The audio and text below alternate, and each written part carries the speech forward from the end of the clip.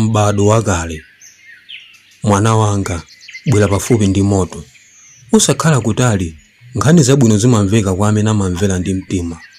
Masiku aja, dzuwa linkatuluka likadali lofatsa, mama ali pa udzu ngati misonzi ya usiku. Amuna ankanyamuka ndi mphiko wa mchito, akazi ankanyamuka ndi tinyimbo tochukucha mkamwa, osati chifukwa moyo unali wofewa, koma chifukwa ankadziwa kulemera kwake.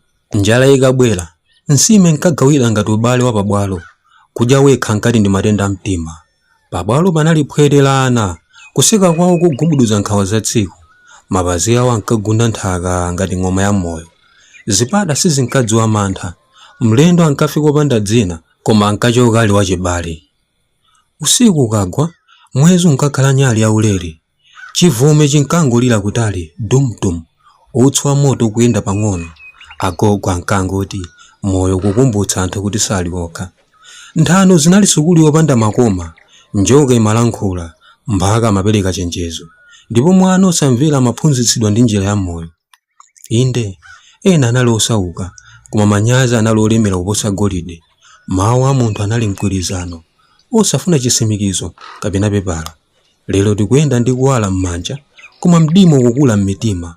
Tili ndi mawu ambiri, koma kumvetsera kwachepa ngati mvula yachilimwe. Choncho ndikukuwuza mwanawe, m'bado wakale sunali nthawi yongopita, unali njira imene moyo unkadziwika bwino. Unali chikumbutso chakuti munthu akasiya kukhala munthu, moto umazima ngakhale nkhuni zilipo. Moyo umangokhala phokoso, dziko silimuzindikira ngakhale ali pakati pa anthu. Amayenda koma safika.